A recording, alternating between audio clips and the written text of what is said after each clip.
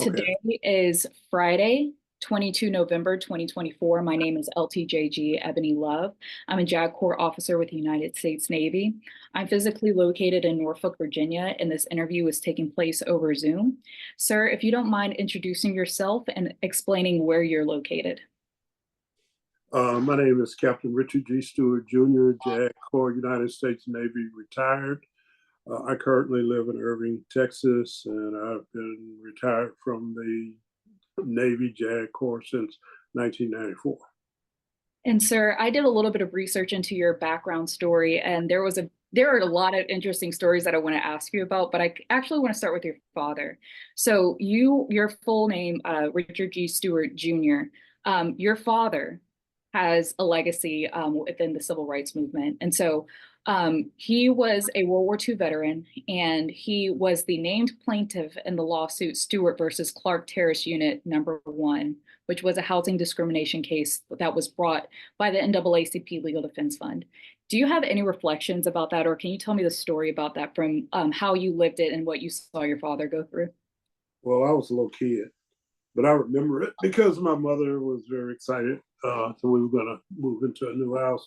My father was a World War II veteran. He came home, married his sweetheart, and I look forward to taking advantage of the GI Bill and living the American dream. And a white Baptist church decided that the area and the homes were too good for Negroes. And so they fought uh, us acquiring the homes. And there were a large number of people involved, and they were, I guess, the best term to say is paid off.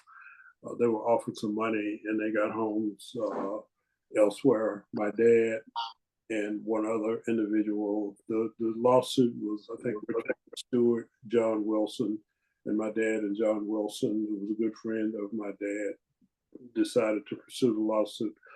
I believe it's one of the first housing discrimination cases, and it sort of paved the way for the need for housing discrimination legislation. And at the time, it was a very risky move. You put your life and career in jeopardy. So I mean, it has meant a whole lot to me and my brothers. I have two brothers. One is Judge Carl Stewart. He's on the Fifth Circuit Court of Appeals.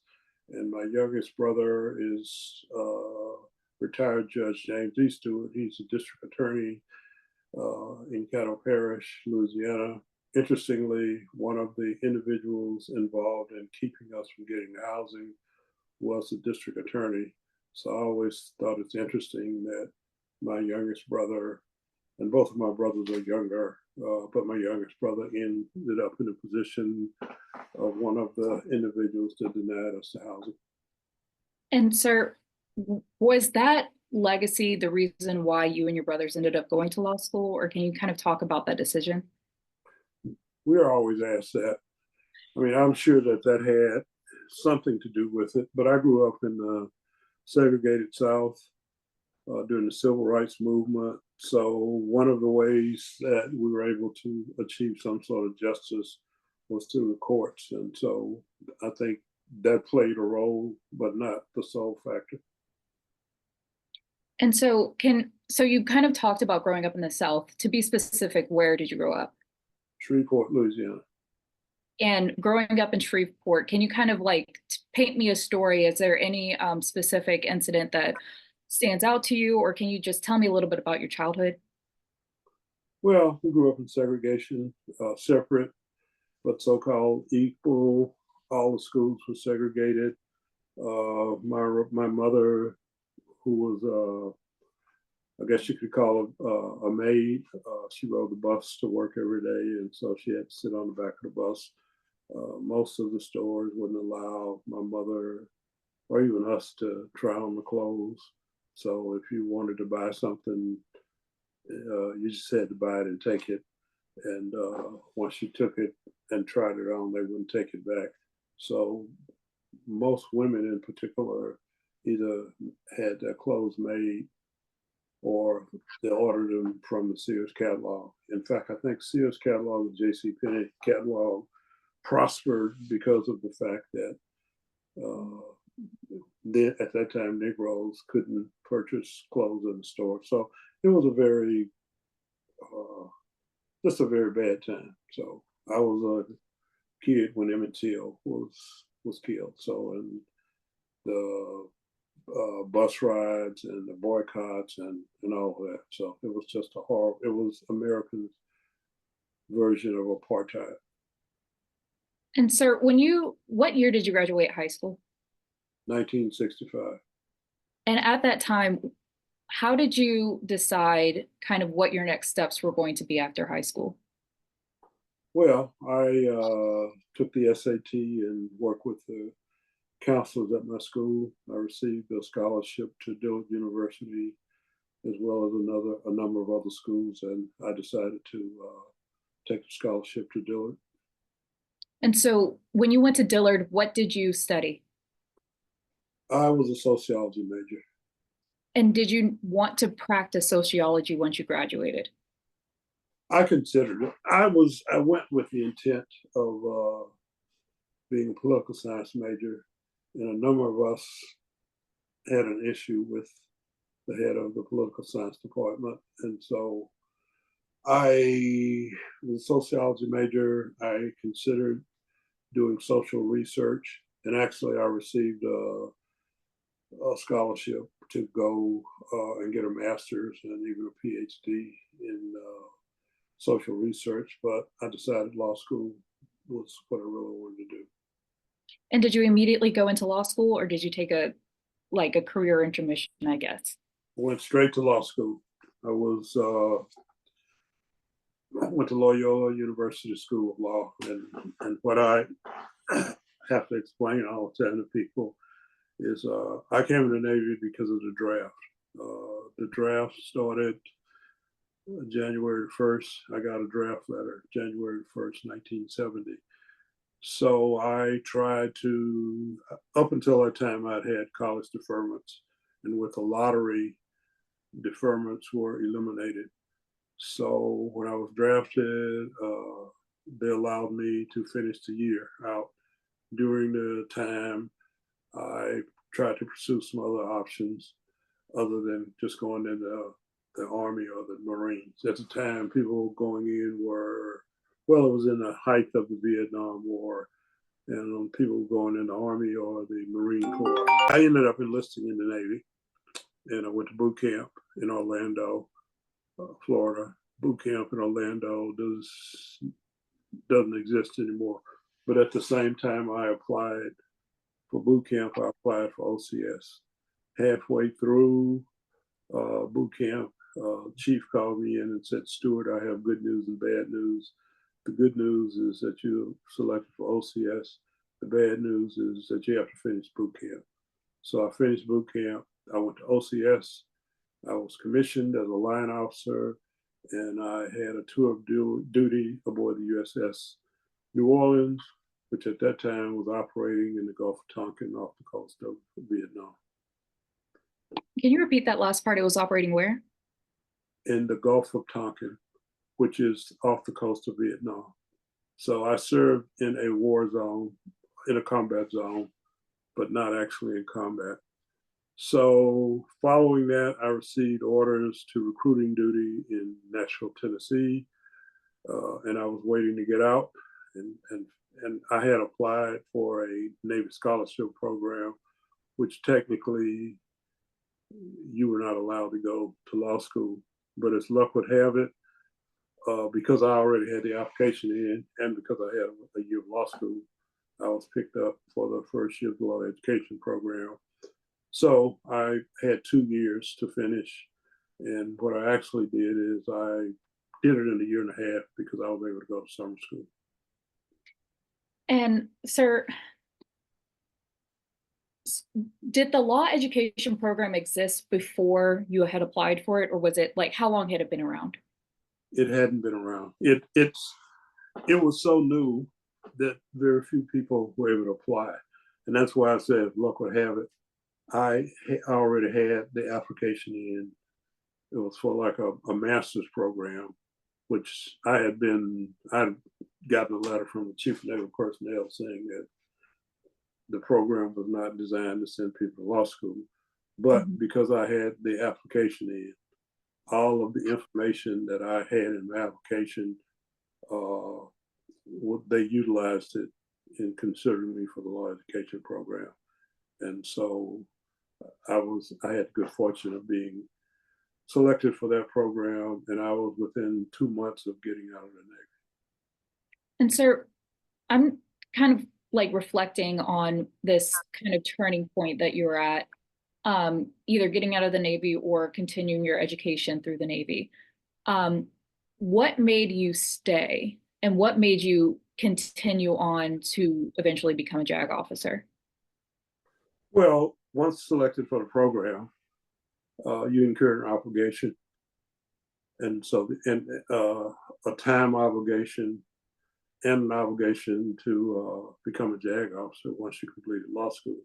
So I went back to law school, graduated, and then after I graduated, my designator was changed from line officer to, I think it's 2,500 JAG to a JAG officer.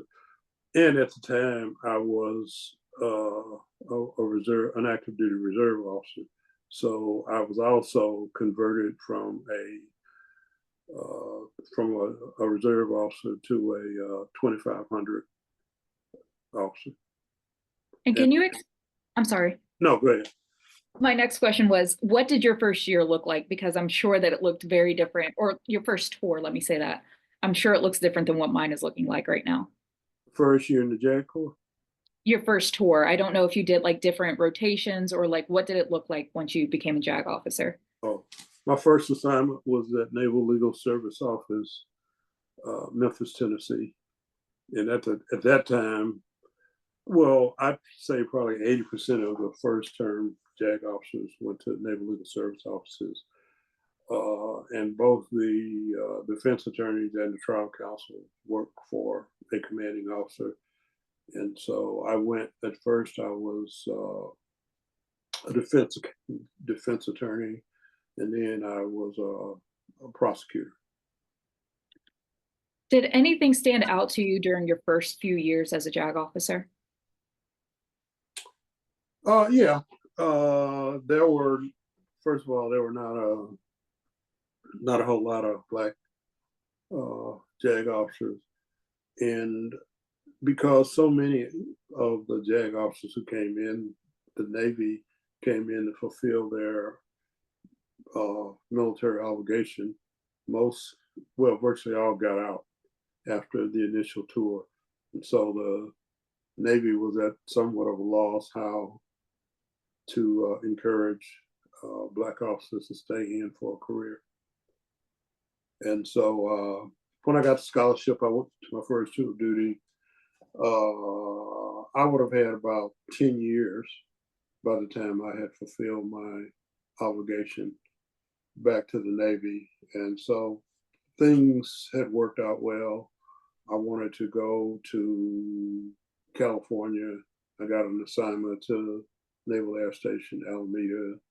And so that was doing something that I wanted to do. And so, as I say, the rest is history. And when you say it was doing something that you wanted to do, can you be a little bit more specific? Were you doing litigation work? Were you doing staff judge advocate work? What were you doing? I was the staff judge advocate for the Naval Air Station that is closed now, but it's right on the Pacific Ocean. At one time, it was one of the largest and most active air stations, and you could just go stand on the runway and look out at San Francisco Bay, look out the Golden Gate Bridge. And so it was an area of the country that I wanted to live in. And it was a kind of, it was a natural progression. You go into a Naval Legal Service office, and then the next rotation typically was to either go to OJAG or go to an independent duty assignment. In today's JAG Corps, we have different options to kind of specialize in what we do. Did you have that opportunity, or were you pushed to either do staff judge advocate work or operational law work versus doing litigation work, or were you encouraged to be a specialist in each? Well, there were really not those specialties then. There was not operational law. There weren't any, if many, lawyers on ships. I think the fleet commanders had JAGs, but there were no independent assignments for lieutenant JAG officers. But while I was in Memphis, I had met Admiral John Jenkins, who was a deputy JAG, and he talked to me about going to JAG and being a detailer. And when he mentioned it to me, it didn't sound good because it would be not practicing law, and so it didn't seem that attractive. But after I listened to him and I thought about it, and then he said that I needed to go to Washington as part of my career. So about midway through Alameda, got a call from his aide saying, "Remember talking to Admiral Jenkins? Well, he still wants you to come to OJAG and be a detailer." And so after I left Alameda, I went to OJAG, a real pressure cooker. What do you mean by that? Well, because of the expense of the housing conditions, you have the additional travel time to and from work. You work long hours as it is, not enough hours in the day, and just very demanding. Everybody wanted everything instantly. And even though it was before the internet and cell phones and all of that, it was just constant demand. And I went to, as a detailer, I was a lieutenant detailer. So I was doing assignments for to Naval Legal Service officers, and most of the commands that I was sending people to were headed by captains and commanders. So they were on my case. They needed somebody sooner than somebody was available, or they wanted a superstar, or they just had all sorts of demands. There were demands, and if anybody was not satisfied, they would call the JAG up and say, "Oh well, Lieutenant Commander Stewart's not responding to my request." And I didn't have that happen, but I think one time. But anyway, it was just just an entirely different environment, and it turned out to be very invaluable and informative, and I'm very happy. Well, probably made my career. And sir, so you started, correct me if I'm wrong, you started after you graduated Officer Candidate School, you were an ensign, is that correct? Correct. Okay, and so when you finally became USN as a JAG officer, what rank were you? I was a lieutenant. Okay, and so when you were at Alameda, is that when you put on for Lieutenant Commander? I was promoted before I left Memphis. Okay, and so I don't know, from Memphis to Alameda back to Washington, D.C., are there any like stories or milestones that stand out to you that you would like to share? Well, I think in one of the things that we kind of discussed is the racial climate. The racial climate in the Navy, as well as in the country, was just very intense. One of the cases that I tried, and I'd been promoted to lieutenant commander. It was coming near the end of my tour, but anyway, I represented a staff NCO who was the head of the staff NCO Marine Club in Memphis, and went to a general courts martial. When he was sent in, the club was country and western themed, and his directive was to change it to multiple themes. It's okay to have country and western, but he wanted to have other things.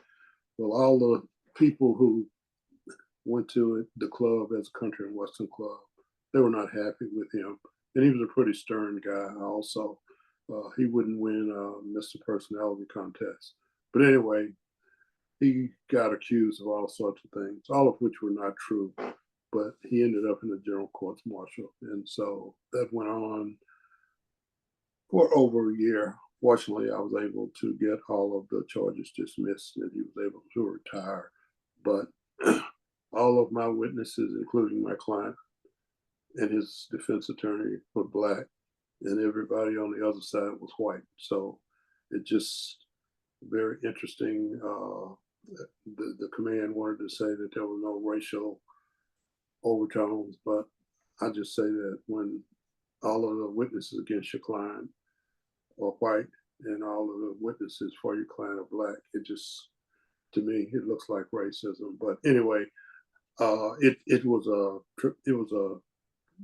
a traumatic experience for him. He ended up having some medical problems, but he was very happy with the outcome, and he said that he knew that I'd end up defending him successfully, and he had a lot more confidence than I did, because it was an overwhelming case, and they just had a lot of people that were just flat out lying. Fortunately, there were people, and these were whites, who would tell me what was going on, if they were falsifying service records, and a lot of things that led to me getting the charges dismissed. Something that I've had another JAG officer kind of reflect on was what it meant to her to be a Golden JAG. And Golden JAG is an allusion to the first 13 Black officers in the Navy. And she kind of reflected on kind of what you just talked about, being able to be there for your client and have someone who looks like you in the courtroom. Is that kind of how you felt when you were representing that chief? Yes, and he was a Marine, Okay. staff NCO. But yeah, but also an interesting phenomena.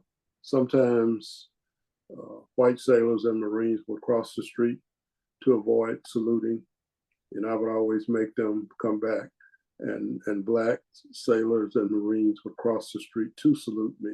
So that's just there were, so well at the time when I was commissioned as an ensign, there were just not that many black officers, period. So it just meant a whole lot, and I think that it meant a lot not only to black sailors and Marines, but it made a statement to white sailors and Marines also. And so kind of transitioning just a little bit into your legacy. So again, we kind of briefly touched on your accession from ensign up, but you were or are the first Black JAG officer to attain the rank of captain. Can you just reflect on that, being the first person to do that and kind of opening that door? Well, selection of captains was like 50%. And then, so that's 50% of the people who are in zone. I mean, people who are being considered for the first time. And then you have people who were considered and not selected. So that means, I've forgotten how many of us are up for promotion, but I just say that if there were 10 of us, only 5 of us got selected. So one of the things, like you talked about career path, you're always concerned about having the right jobs, and performing well. I mean, there are a lot of people who think the job makes you.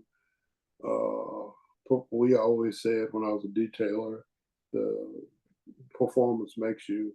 But on the other hand, you can perform well and not be in the right job. And in theory, the JAG Corps in the Navy says they want to make sure that you have a breadth of experience, so that when you become a commander, when you become a captain, you've got enough things to demonstrate that you have the qualities that are necessary for as being a captain. So I was always concerned about having the right jobs, and being a detailer was wonderful. I performed well. Not only was I the lieutenant detailer, I was the first lieutenant commander detailer, because at that time, the commander, the senior officer detailed lieutenant commanders. So I was the first for that. And I also managed the JAG, not the JAG graduate program. So I got to experience. I also got to serve as a recorder on selection boards. So like the captain selection boards, commander selection boards, and lieutenant commander selection board, I actually got to be in the room and see the officers making the selections and hearing them discuss things and hearing their comments on fitness reports and what one fitness report meant. And then later, once I got to, actually, I sat on some selection boards as a commander, but then as a captain, I had a chance to sit on more selection boards. So going to Corpus Christi and being I sent you the news clipping from the paper in Corpus Christi. When I went to command, I indicated one of my goals was to make captain, and I thought that I had the kinds of jobs and the performances that would put me in a position to be selected. But still, when you're looking at 5 out of 10 people being selected, and when they're actually looking at 15 people, that's as they would say, slim picking. So I was very happy when it happened. And so you did send me a news clipping. I have it. Thank you for that, by the way. Right. So another first that you have is you were the first Black JAG officer to be a commanding officer of a NILSO. Right. You kind of touched on a little bit talking about being in the room so that you understand how decisions are made, having Right. a breadth of experience so that you could help guide your own leading principles. So can you kind of reflect on what your goals were as the commanding officer and kind of reflect on that legacy of being that commanding officer and kind of where you wanted to take, and did you take the NILSO in that direction? Well, my NILSO was small, not even close to being in Norfolk. And probably it's easy for you to say just the first Black JAG to have command. And then you don't have to explain the distinction between NILSO and whatever you call it now. But anyway, I wanted to ensure that people, well, first of all, I wanted to ensure that the people in my command were competitive, that they had opportunities for promotion, and that we gave them the rotations and the experience. But I also wanted to make sure that someone who was at a small command had as much of a command as somebody at a large command like San Diego or Norfolk. And so I believe that I was able to accomplish that. And also going to a small command out in hinterlands, having had a tour of duty at the Office of the Judge Advocate General, it just, there was a lot of information that I could pass on to the lieutenants that work for me. And so one question that I love to ask for people who have that label of being first is a lot of people say, oh, you're the first this or you're the first that, and you just get labeled as that one line for the rest of your life. And so if you could be identified as anything, what do you want your legacy to be? And how would you explain that legacy? That I wasn't the last, that I did. Well, one of the interesting things about being the first, when you're the first, then everything you do is you're the first. Like if you're the first commander, then obviously if you get promoted, then you're the first captain. You're the first CO. I mean, you're the first commanding officer. And actually, there was a guy ahead of me who didn't get selected for commander, and so he ended up retiring as a lieutenant commander. But I one of the things that happened to me is when I left, my last assignment in Washington was a Navy recruiting command. I had been a recruiter when I was a line officer, and so I did a lot of recruiting for the JAG Corps. And my admiral at Navy Recruiting Command set aside some money, a special fund that allowed me to recruit for the JAG Corps. And prior to that time, the JAG Corps had never really had any funds where somebody says we're having a job fair can you come? I didn't have to ask anybody. I had fun. I could just cut the orders and go. So I recruited uh, a number of JAG officers, and junior officers had somebody that they could talk to.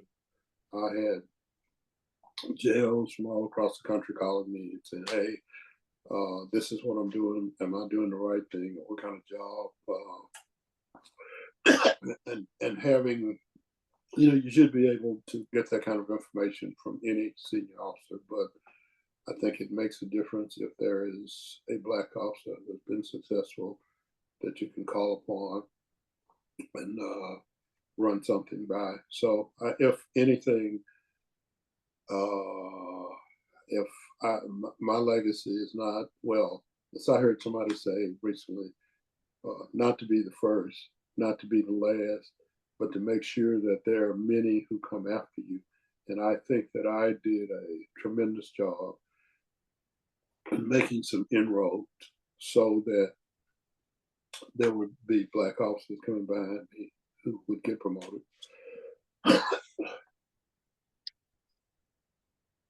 So you, in preparation for this interview, I did some research. I found a lot of articles, which I'll probably link to outside articles when this is finally posted to kind of tell your story and your family's legacy. But one of the articles that you had shared with me was talking about one of the numerous awards that you've won throughout your life. And this one was the 2020 MLK Justice Award. And there was an individual named James Deet who wrote up kind of a recap of the award and why you were earning it. And in that, he wrote that on many occasions you had successfully defended court-martial proceedings against sailors and Marines that were falsely or unfairly accused by their peers, which were often racially motivated. You've already shared one story of a Marine in that situation. Do you have any other stories or any other kind of insights that you would like to share from your career? Well, and interesting, the language in that article. I've forgotten how he had written it, and I had him rewrite it because I wanted to make. I didn't want him to think that blacks couldn't get a fair. That it was just overt racism and nobody could get a fair shake. Uh, I mean, I helped people, and it didn't matter whether they were white or whether they were black. When I was at NAS Alameda, I had duty, and one of the things I hated about duty is I had to go to the brig. And knowing that I was a JAG officer, everybody was still telling their stories. And this was back in the day when they put you in the brig, they cut your hair. But anyway, there was a kid, said Commander Stewart. I didn't do anything. I just happened to be in the room where this drug bust was going on. And I knew him. I didn't know him personally, but he was somebody that I would see around the base. And he was a squared away sailor. So just something about what he was telling me rang true. And in those days, if somebody was living in the barracks, if they got a phone call, the messenger of the watch had to go to their room and tell them they had a call, and then they had to go down to the quarterdeck. And so that's what he did. It just so happened when he went to the room, that was what was then Naval Investigative Service. Now it's Naval Investigative Command. They had a drug bust, and so he was picked up with everybody else, and he was put in the brig. The other thing that he told me, and this is in the San Francisco area, his wife was pregnant, and because of the expense, he lived a considerable distance from the base. It was also during the time when we got paid with checks or cash, and so he had his paycheck. His wife was pregnant. She didn't have a car, so she was destitute. So his story seemed sincere to me. So I called the NIS officer and said, "Hey, I've got a kid." Said he didn't do anything. And so I said, "Is that true?" And at first he said, "Yeah, it's true. He was involved." And I just told him, I said, "Look, uh, I believe the kid, and I just want you to tell me one more time that what he's telling me is false." And so he finally, and I threatened him. I said, you know, if I find out that you're lying to me, you'll have hell to pay. And so he finally fessed up that because he was in the room, they didn't want to mess up their bust. And so they went ahead and arrested him at the same time with everybody else. So I immediately signed some orders to have him released from the brig, gave him his check, and sent him home. So that was a very good feeling. And from that time on, for that kid, I could do no wrong. And there was another case, and this was a white sailor who had gotten in some trouble, but he was trying to clean his act up and trying to do right. But he had a commanding officer that was convinced that he needed to be kicked out of the Navy. So any way he turned, the commanding officer, and actually there was an admiral that was in cahoots with the CO of the ship, and so there those days. This was when I was at Surfpack. This was not too long before I retired. But anyway, there those days as a lawyer when you say I shouldn't have taken that last phone call. I should have just walked out. But anyway, the lady told me who her husband was. I already knew about the kid, and she just said, you know, they're not giving my husband a fair chance. You know, we acknowledge that he's made a lot of mistakes, but he ought to have a chance to stay in the Navy and do right. And so I investigated in it, and actually I had a number of heated discussions with the commanding officer of the ship and the admiral. And this admiral just said he was going to ruin my career and all of that. And I mean, I was not intimidated by that. I was working for a 3-star who was his boss, and he fully supported me. But to make a long story short, they had processed paperwork to have this guy separated.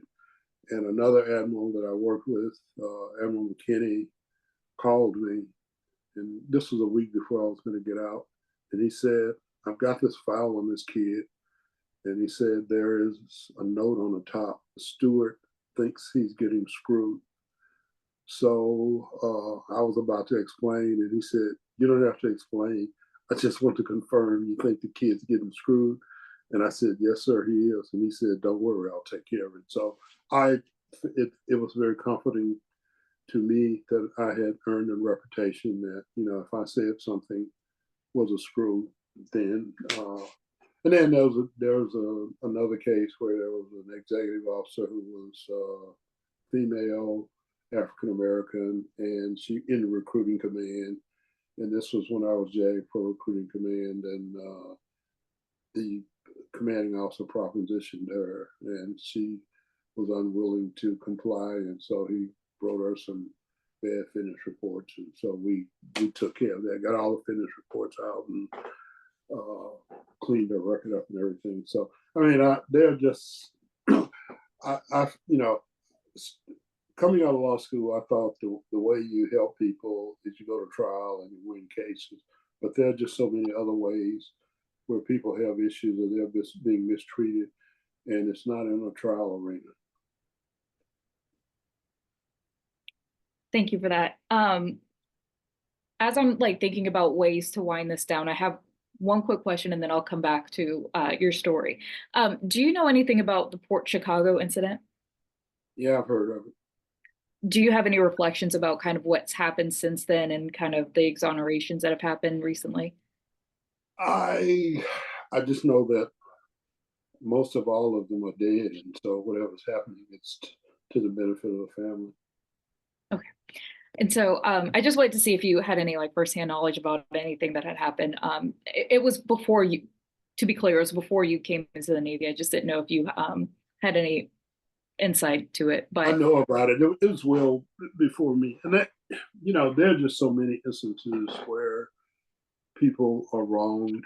When I was a line officer and I was on the ship, there was a lot of racial strife.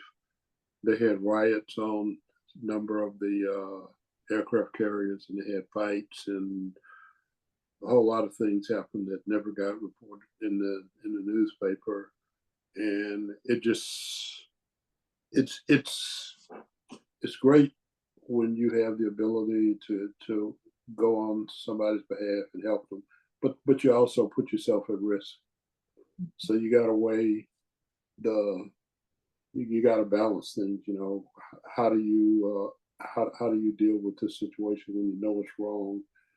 But on the other hand, you know, you put yourself in jeopardy if you weigh in.